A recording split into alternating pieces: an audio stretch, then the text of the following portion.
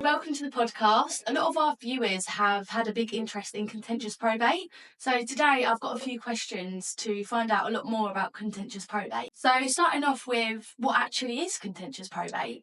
Contentious probate is a dispute over the deceased's estate. Disputes can arise from contesting the validity of a will, from executors' disputes, beneficiaries disputing the will, and reasonable provision claims. The reasonable provision claims can happen not just from a will, but from intestacy, when the testator had died without leaving a valid will. This could be from when they want to claim reasonable financial provision if they've not been left anything. And in what circumstances can that be contested? So a will can be contested under 5 different grounds.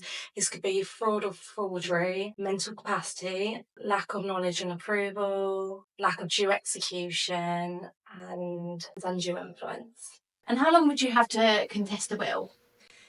For reasonable provision claims, you have 6 months from the date the grant was issued to make a claim.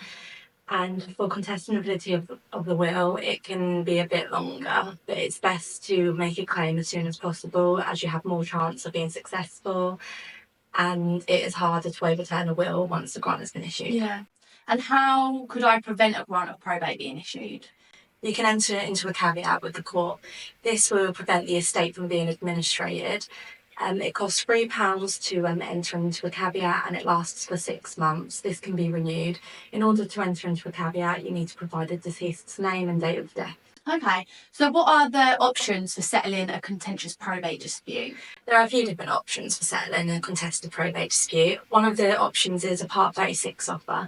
This is an offer to settle either part of the whole dispute. There's also mediation, which involves an independent third party speaking to both sides and trying to come to an arrangement. Another way of settling a dispute is an FDR hearing. This takes place in the court and is set out like a trial, but it involves a judge listening to both sides' arguments without the need for witnesses, and then the judge gives a judgment based on what would happen in the trial. Then both sides can come to a settlement after. If not, then it would have to go to court. Okay, and how long would that typically take? It's hard to know how long it would take to settle a dispute, as every dispute is different. It's best to look at the details of the case before giving an estimate. Some cases can settle within 2 weeks and some can settle in a couple of years. Okay, perfect. Well, thank you so much for coming on. That's really helpful. Thank you for having me.